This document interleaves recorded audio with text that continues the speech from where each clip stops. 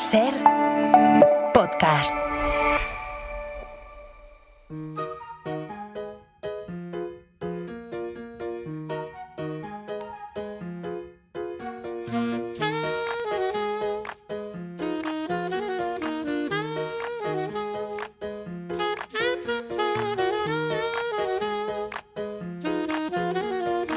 Coordenada 25, con Aimar Bretos.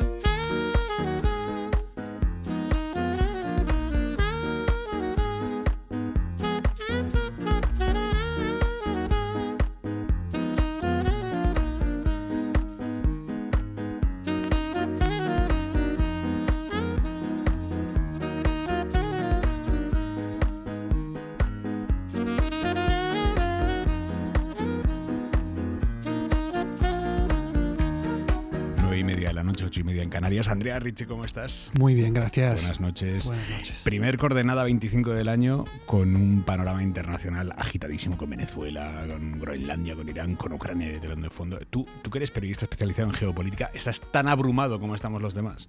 Lo estoy. Me temo que hay motivos para ello. La verdad es que la situación da vértigo. Y me parece pertinente que me lo preguntes, porque yo también percibo en general un estado de ansiedad notable, que tiene motivos de ser. Justo esta mañana un colega me planteó que podría ser una idea montar una consulta de terapia geopolítica para tratar de aliviar la ansiedad, ¿no?, de la gente. Bueno, pero si necesitas sociocapitalista...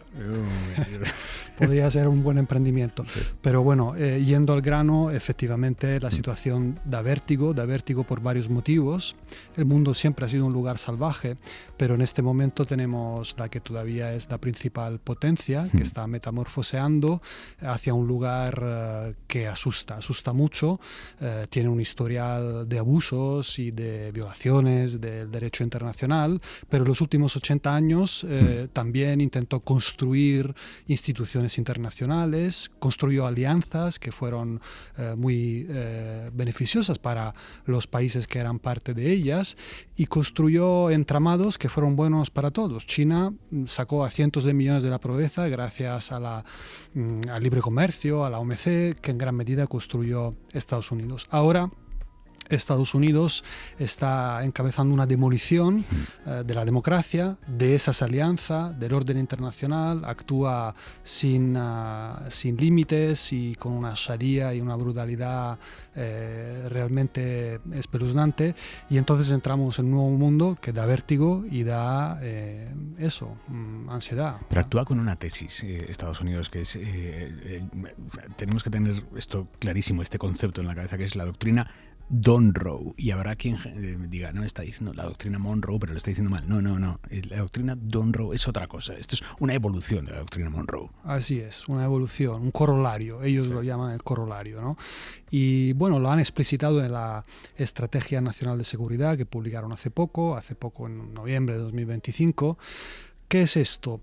Es una evolución de aquella doctrina que básicamente pretende reafirmar la preeminencia de Estados Unidos en el hemisferio occidental. Esta es la doctrina Monroe, que esto es lo que acuñó el presidente de Estados Unidos, James Monroe, en 1823, y dijo, esto es un aviso para los europeos, no interfiráis en América porque América es nuestra, no interferiremos en Europa si no nos metéis en nuestros asuntos, ¿no? Eso es. Esa era la doctrina originaria, y ahora tenemos este corolario que bueno, pues es preocupante por todo el entramado y por cómo se despliega.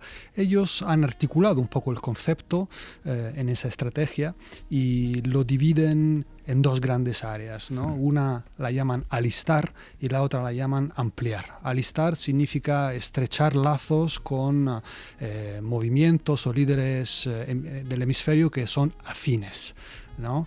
Podemos pensar con precisión cuáles son estos. Y ensanchar significa pues ampliar su capacidad extractiva, de dominio y de control, expulsando a otros que estén presentes, machacando a aquellos que sean contrarios de distintas formas, ¿no?, con interferencias o intervenciones. Y todo ello justificado como elemento fundamental para garantizar condiciones de seguridad y de prosperidad.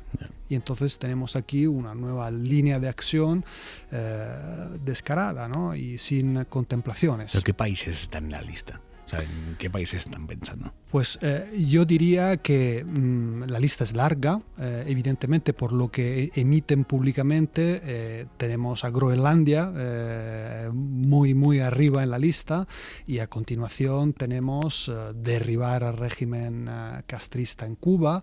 Tenemos el ojo puesto, por supuesto, en Colombia, también en México. Son realidades distintas, pero evidentemente hay una voluntad de golpear, debilitar, derribar todos aquellos que sean, digamos, contrarios, incluido Brasil, al que le plantificaron unos aranceles bastante importantes. Entonces, obviamente, no hablamos de intervenciones armadas como en Venezuela en cada caso, pero sí una voluntad de expandir la influencia y el control allá donde hay resistencia. ¿Hubo intervenciones o episodios previos a la intervención en Venezuela que se pudieran interpretar como un aviso a navegantes, ¿no? Yo creo, una advertencia. Sí, yo creo que sí, ¿no? Que tenemos todo un recorrido en este año de administración Trump que señalaba, no solo retóricamente, porque de Groenlandia o de hacer de Canadá el estado número 51 o de tomar el control por las buenas o por las malas del canal de Panamá, lo vino diciendo desde el principio, pero además hemos tenido hechos que, aunque no son por supuesto intervenciones armadas como lo que ha ocurrido en Caracas, eran significativos, ¿no? Hechos de interferencia, porque eso es el otro carril que tenemos que tener muy en cuenta. La intervención y la interferencia, exacto, que son dos cosas muy distintas. Son cosas distintas, pero que son parte de una misma estrategia. Entonces, la interferencia para apoyar a sus afines o para derribar a aquellos que no. Pensemos, un rescate ofrecido a Argentina justo en vísperas de unas elecciones. Solo si ganaba Milei. Solo si ganaba Milei, ¿no? Garantizado solo si ganaba Milei. O pues gestos favorables a Bukele, que acoge los expulsados sin contemplaciones de Estados Unidos y a cambio se le hacen favores. En contra, para aquellos que están en las antípodas políticas, como es el Brasil de Lula da Silva, pues aranceles a saco, ¿no? Entonces, digamos, ha habido señales retóricas y prácticas de una voluntad de dominio hemisférico. Y esto es importante porque aquí ¿de qué estamos hablando? Estamos hablando de la voluntad de instalar una esfera de influencia que recuerda mucho a conceptos, lo que los alemanes en el siglo pasado hablaban del Lebensraum, ¿no? El espacio vital, ¿no? Necesitamos un espacio vital. Este continente es nuestro espacio vital del que necesitamos poder extraer los recursos, controlar los procesos, y esto es nuestro, por las buenas, por las malas, lo dominaremos nosotros, ¿no? Voy ahora al caso de Groenlandia, que es posiblemente lo que más nos vaya a dar que hablar en las próximas semanas, pero el caso de Cuba, Andrea, ¿qué planes, por las informaciones, las señales que está emitiendo Washington, qué planes crees que pueden barajar para Cuba? Pues evidentemente es muy difícil especular sobre lo que vayan a hacer, pero lo que sí podemos decir es que Cuba es central. Sabemos que Marco Rubio, el secretario de Estado, es una figura clave en la elaboración de esta doctrina, de toda esta política. No es el único, yo creo que no es el único. Hay que entender que el MAGA es un movimiento complejo y la definición de la política exterior de MAGA también lo es. Pero Rubio es importante y Rubio tiene una fijación obviamente extrema en la situación de Cuba, país del que es originaria su familia. Y yo creo que sin duda ninguna, después obviamente de haber golpeado Venezuela y el chavismo, tratará de elevar la presión sobre Cuba cortando los flujos de petróleo que proceden de Venezuela, pero también de México, porque hay mucho petróleo que va de México a Cuba, son movimientos de distinta índole, pero importantes. Y entonces creo que se elevará la presión para convertir en más acuciante la dificultad económica y hasta el punto de poder hacer caer al castrismo. Eso es la gran incógnita. Todos estos movimientos en la historia siempre tienen un doble filo y muchas veces lo que prima es el cierre de filas alrededor del régimen acosado, más que la capacidad de hacerlo caer.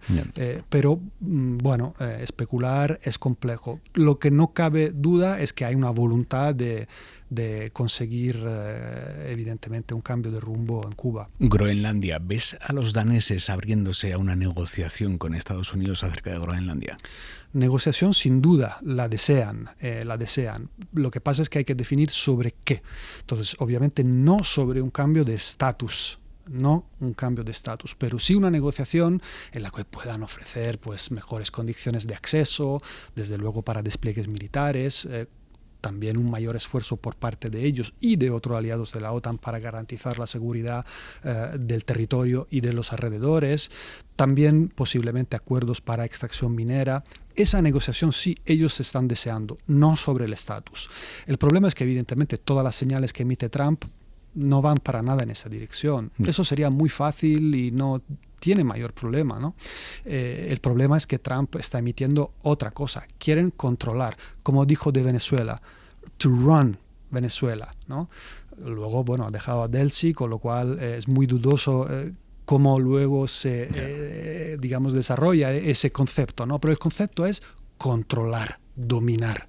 Y entonces no es suficiente una negociación en la cual las cosas que se pueden entregar no llegan a satisfacer el deseo voraz y depredador de la potencia hegemónica. Él quiere controlar por las buenas o por las malas, porque lo ha dicho así. Y hoy era la primera vez que escuchábamos a Mark Rutte, el secretario general de la OTAN, después de que un país OTAN como Estados Unidos hiciera semejante...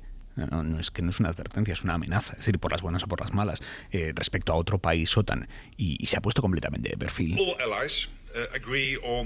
Todos los aliados están de acuerdo en la importancia de la defensa del Ártico, porque ha aumentado la presencia china y rusa.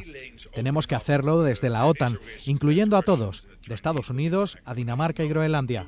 Ya el año pasado empezamos a trabajar para aumentar la seguridad en la región. Todos los aliados están de acuerdo en que es una prioridad. Y ya. Rutte es el emblema de un cierto tipo de política, ¿no? Una política de, aceptación bastante arrodillada de los extremos y abusos de la administración Trump. Todo esto tiene una lógica. Es fácil, cargar. Yo, desde luego, no estoy para nada de acuerdo con este tipo de política y creo que con el paso de los meses ha quedado evidente que no es la correcta. Pero también hay que hacer un esfuerzo para entender. Evidentemente, Rutte no quiere que se rompa la alianza y entiende que necesita pues tender puentes, redondear rincones que puedan hacer daño. Y en Europa también hay muchos políticos que han estado contenidos durante todos esos meses con ese mismo concepto, con la idea del apaciguamiento, la conciencia de las debilidades extremas que tenemos, es cierto que las tenemos, y que por lo tanto convenía ganar tiempo. Sin embargo, la evolución de los hechos nos conduce a un lugar en el cual yo creo que hay que francamente llegar a la conclusión y determinación de que esa política de ganar tiempo ya no tiene más recorrido, y creo que es bastante más oportuno y necesario y noble oponerse con firmeza, con inteligencia, como lo ha hecho Powell, que ha dado un ejemplo de gallardía y valentía. Es el primer gran dirigente, gran figura institucional en Estados Unidos que habla claramente en contra de Trump. Hace falta gallardía y valentía, y desde Europa... Y le va a costar caro. Le va a costar caro, probablemente, y por eso hablo de valentía, porque están demostrando no tener ninguna contemplación. Creo que desde Europa es el momento de también levantarse y hablar claro, creer en nosotros mismos. Tenemos un problema. Hace no mucho estuve en una reunión en la que un ex alto cargo de un país importante europeo decía: nos hemos equivocado porque no tenemos una pistola en la mesa internacional, ¿no? Una pistola figurada, digamos, ¿no? No pensamos en dotarnos. Los chinos sí, los chinos tienen los recursos mineros estratégicos de los cuales todos dependemos. Tienen una capacidad manufacturera de la cual los demás dependemos. Tienen la pistola sobre la mesa. Los europeos no nos dotamos, dijo este hombre, y tenía razón. Por lo tanto, es cierto que estamos en una situación problemática, expuestos a riesgos y sin herramientas sobre la mesa. Sí, pero tenemos cosas. Y podemos creer en nosotros mismos, y ya va siendo hora de ser firmes, explícitos y no conceder, porque me temo que, además de ser justo y noble hacerlo, es también el único lenguaje que entiende esta gente. Ellos mismos lo dicen: este es un mundo de brutalidad, de fuerza, nosotros no vamos a pedir perdón. Pues por este lado hay que empezar a... Claro, mencionabas a China. Los europeos, la Unión Europea, tenemos claramente definido lo que son los chinos para nosotros, que son socios, son competidores y son rivales sistémicos. A Estados Unidos lo tenemos como aliados.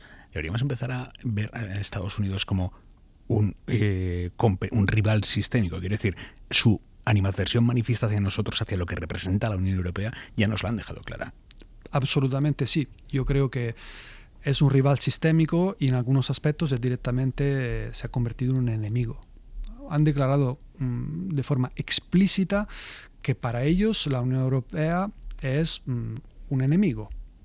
Por lo tanto, la Unión Europea tiene el derecho y el deber de considerar a Estados Unidos como un enemigo en muchos sentidos, ¿no? Y hay que actuar de forma acorde, de muchas maneras, defendiéndose de forma vigorosa, y además reconstruyendo todo un marco de relaciones que asuma esta nueva realidad. Y en ello me gusta señalar que yo creo que muchas cosas hay que repensar, desde luego la relación con China, pero me gustaría señalar la importancia de repensar la relación con la India, porque en este mundo de tres grandes potencias imperialistas como Estados Unidos, Rusia y China, de las cuales no podemos fiarnos los europeos, la India tiene un perfil diferente.